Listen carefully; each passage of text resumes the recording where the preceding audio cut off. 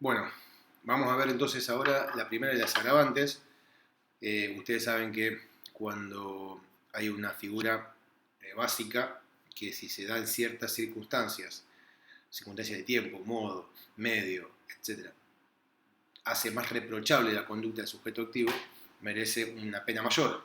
Entonces, hay casos como los que vamos a ver ahora, que la figura básica tiene muchos, este, previstas varias situaciones que de presentarse o de darse ameritan una pena más grave. La primera de estas está en el segundo párrafo, que es lo que se conoce como el abuso sexual por sometimiento gravemente ultrajante. Tiene una pena bastante más grande. La figura básica que vimos hasta recién tiene una pena de 6 meses a 4 años. Esta tiene una pena de 4 a 10 años. Fíjense que el máximo de la figura básica coincide con el mínimo del gravemente ultrajante. Y básicamente lo que la figura dice es que cuando el abuso sexual fuere por sus circunstancias de duración o el modo de realización fuere gravemente ultrajante o constituyera un sometimiento gravemente ultrajante. Esto tiene una raíz histórica que después la voy a explicar cuando veamos el tercer párrafo, pero vino a nuestra legislación en el año 99 a salvar un vacío que se había generado. El vacío tenía que ver con que en ciertas circunstancias que eran muy humillantes para la víctima, no podía ser considerado violación porque no hay acceso carnal, pero parecía resultar injusto en el caso concreto que se ha tratado como un abuso sexual de figura básica, abuso deshonesto, ¿no? Antiguamente. Entonces, en la práctica los jueces buscaban algunas situaciones, tratar de encuadrarlas como violación para no tener que, por ejemplo, cuando había el sujeto activo obligaba a la víctima, por ejemplo, a que le practique sexo oral, o sea, la penetración de órgano sexual masculino, pero no por las vías idóneas para el coito, que son vía vaginal o vía anal, sino por la boca.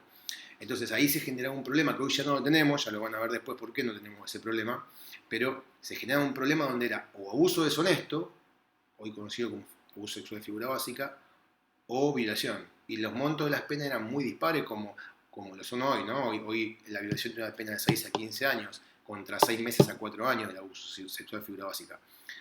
Entonces, ante hechos que no son idénticos, porque no es lo mismo la penetración de órgano sexual masculino en el cuerpo de la víctima por vía idónea, por ejemplo, por la vagina, que puede traer riesgo de embarazo y un montón de cuestiones muy graves, pero a nivel de humillación no hay tanta diferencia. Entonces, o no hay una diferencia tan grande como la que remarcan las penas. Entonces se creó esta figura como para llenar un vacío de situaciones en las cuales no había acceso carnal o no hay acceso carnal, pero es más reprochable que una figura básica.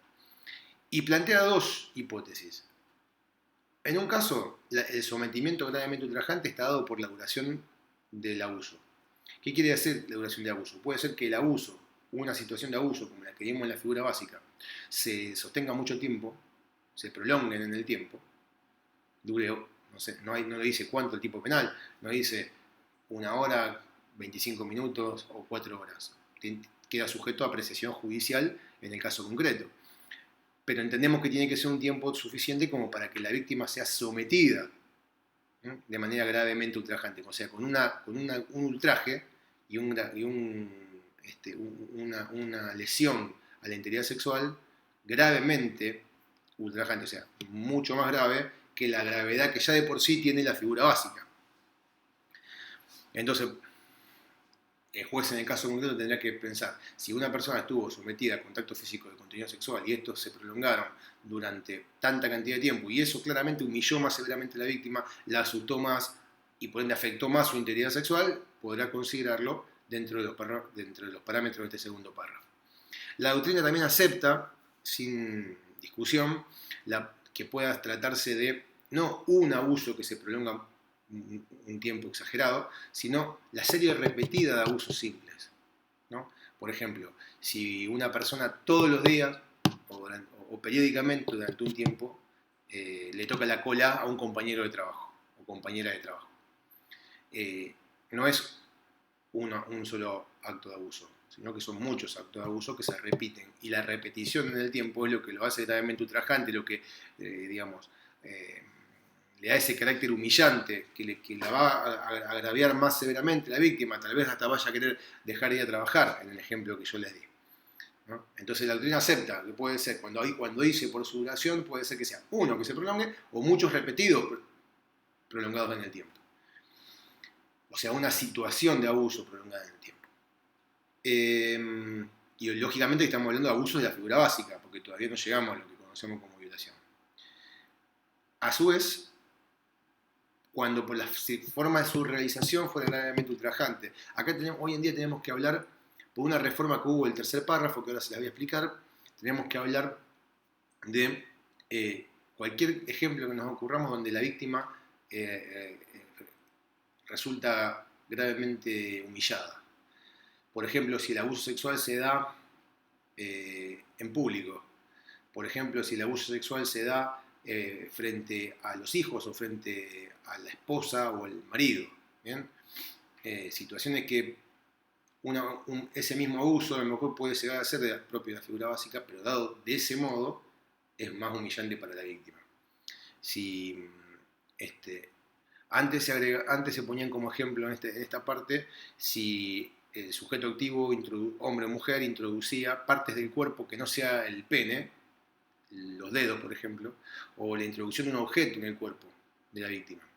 Pero ahora eso es abuso con acceso carnal y ya se lo voy a explicar después. Pero antes el ejemplo de manual era ese. Si ustedes agarran cualquier libro de abuso de derecho penal de parte especial que traten de abuso sexual, van a ver que el ejemplo que ponía de gravemente ultrajante era justamente este, que hoy es considerado violación. Abuso sexual con acceso carnal, ya lo vamos a ver. Entonces el abuso sexual gravemente ultrajante lo que tiene como característica es esa. Fíjense la palabra. Habla de sometimiento gravemente ultrajante. Habla de someter, ¿no? Someter en el sentido de cosificar, de tratar a la persona como una cosa, de un modo de humillarla. Y esa humillación tiene que ser más grave, más severa que la humillación ya que de por sí cualquier abuso sexual de la figura básica también lo es. O sea que es gravemente ultrajante en relación a lo ultrajante que ella de por sí es la figura básica. ¿Bien? En lo demás, todo lo que dijimos respecto a la figura básica se aplica para esta y para las otras agravantes. Como siempre ocurre con las agravantes, tienen como común denominador la figura básica. ¿Bien? En el siguiente video vamos al tercer párrafo y a lo que conocemos comúnmente como violación, que es el abuso con acceso carnal.